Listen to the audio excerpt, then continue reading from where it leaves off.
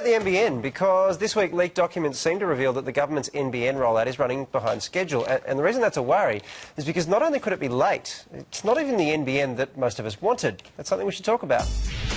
We have a strong and credible broadband policy because the man who's devised it, the man who will implement it, virtually invented the internet in this country. Thank you so much, Malcolm Turnbull.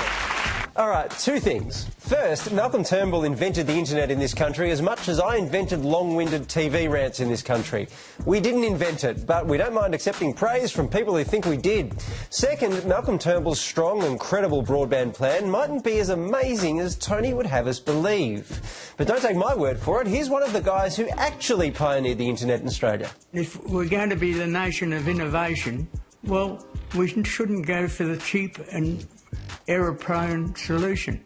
He says that because when Labor first started rolling out the NBN, we were promised fibre connections directly to our homes, which would cost $45 billion to be finished by 2021 and offer speeds of up to 1 gigabyte per second. NBN is the biggest infrastructure project this nation has ever undertaken. However, when Tony Abbott won the 2013 election, he knew that with a few changes... Under the coalition, you'll have much faster broadband, much more quickly and much more affordably than under the current government. And what Tony and Malcolm Turnbull, as then Communications Minister, delivered was a multi-technology mixed national broadband network, or MTM NBN.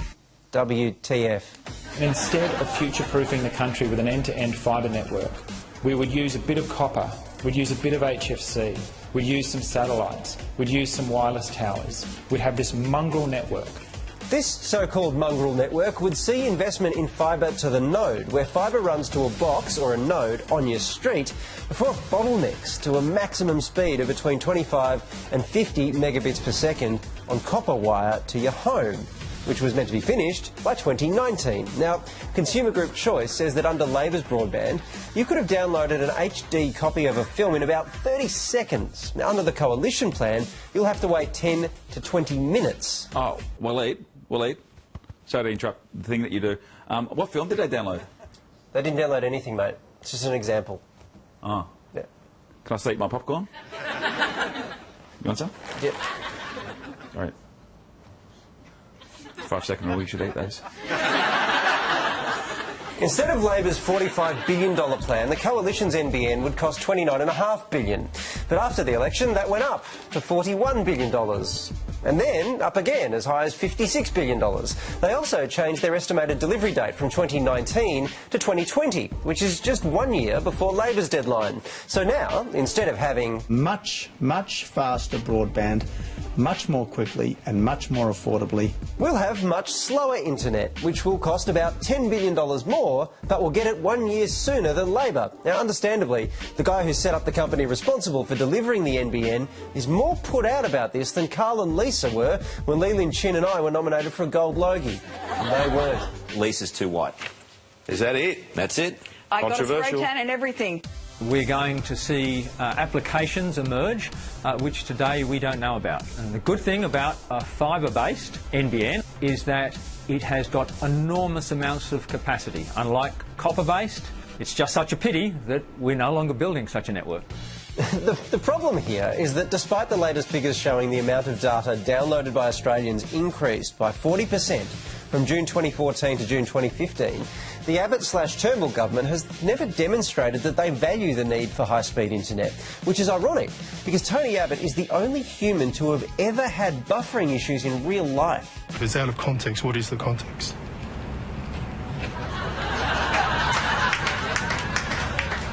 You're not saying anything, Tony. Now, it's not like Labor's model was without fault. Critics point out that it was way behind schedule, and Coalition modelling estimates that Labor's plan would cost almost double the $45 billion quoted, coming in at around $80 billion.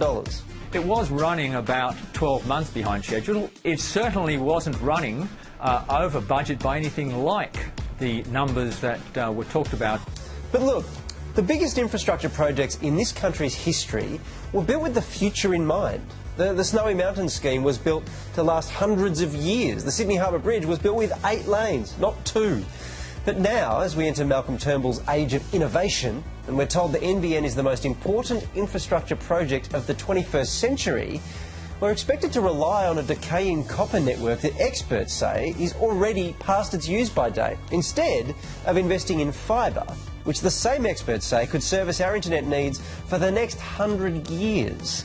By turning the NBN into a political football, Australia's global rankings for internet speed has slipped from 30th a few years ago to this week being ranked 60th in the world. So if you're watching this right now on the internet and you had to wait for even a second for this video to buffer, you know who to blame. Tony Abbott and the guy who he says invented the internet.